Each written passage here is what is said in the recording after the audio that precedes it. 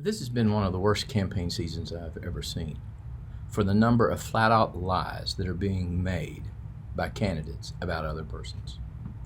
And there's an important lesson to be learned about this kind of politics found in the 27th chapter of the book of Jeremiah. In that chapter, God says to Jeremiah, "The earth is mine, and I will give authority over it to whomever I please." In other words, authority is God's.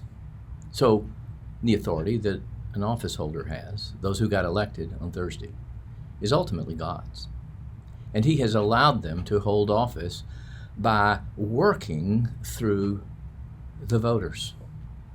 Now, what God says as a consequence of that is, "Jeremiah, go tell the messengers for the kings of certain kingdoms that I have given their kingdoms into the hand of Nebuchadnezzar of Babylon, and just come under his yoke and live with it."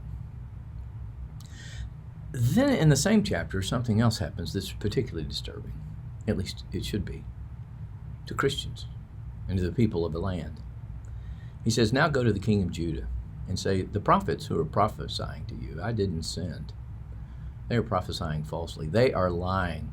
The words being spoken to the people by the priests were lies, just as much of what was being spoken to us by many politicians were also lies." And he says, and here's the scary part, "I've sent them because, and in order that I might throw you out of the land." That's a scary thing, isn't it? God is saying, I have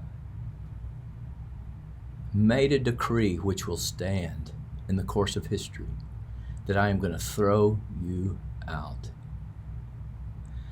And the justice and the rightness of my decision will be made more plain and more evident to you by the fact you listened to, supported, and bought lies from those who were speaking to you. So here are the lessons that I draw from it. Nebuchadnezzar eventually stood on the roof of his palace and said, "Look what I've accomplished by the might of my power and for the glory of my majesty." And God said, while the word was in his mouth, "You're going to wander like the beast of the field until you recognize that sovereignty comes from me." So the politician who was lying and either retained power or got power or authority and thinks that somehow they've done something and gotten away with it, they need to remember the lesson of Nebuchadnezzar. God will bring his judgment on you if you forget what you've done. And your lies he may judge against you. And those who live by that sort of lying may well die by that sort of lying. Now, for the rest of us, well, we need to be cautious, particularly when, as Christians, we know that people are lying, and yet we support them. Politics won't get any better until Christians stop doing that, until Christians realize that authority and power comes from God, and those who are of God don't have to lie about it.